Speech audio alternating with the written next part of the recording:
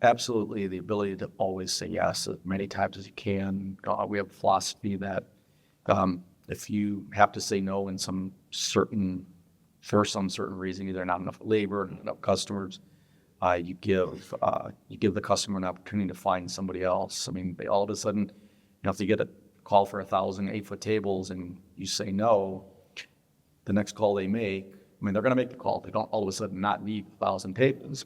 They're going to find it. And when they find the next vendor that can handle it, maybe they do something better. Maybe the price is less. Maybe they have newer tables. You don't know what the question or what the outcome of that would be, but we've got a great story about that. In one of our markets, we had a caterer that I would go back about when you're smaller, go out and make the sales call, and we'd leave that meeting every time. Yes, we're going to get this job. They were the big whale, biggest caterer, and we would get nothing. We would get nothing. It was all lip service at the time. And then one was a Friday night in December. They needed an oven, and their current supplier said no. And we delivered an oven, just like we do any other oven, about the 20 or something we had.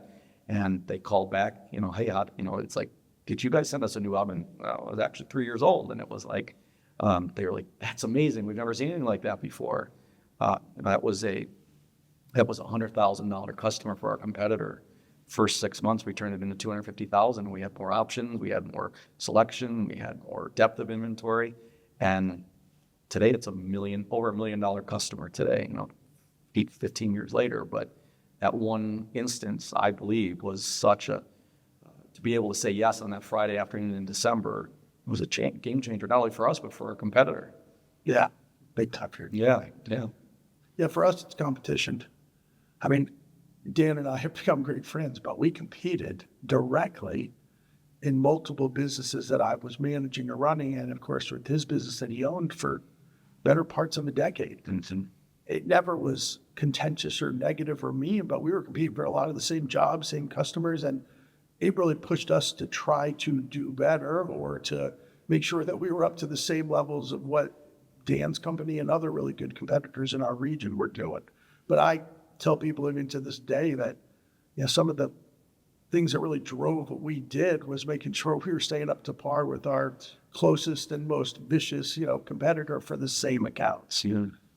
Well, along those same lines too, I think every market is going to benefit from better competition. The worst thing that can happen in the markets are when everybody's on a race to the bottom. Craig comes to that, and you're never going to grow with that. Nobody's going to grow with that. Doesn't matter who you are, how much money you got in the bank, or how much equipment you got in the building. The race to the bottom is literally going to just wipe out the market versus helping anybody. So we try to do a really good job of, just like we were saying, staying at that upper level of where prices needed to be, where service needed to be, just so that it was not a commodity-based competition. Because once you get into that commodity-based competition, no one wins that. But it's good like it's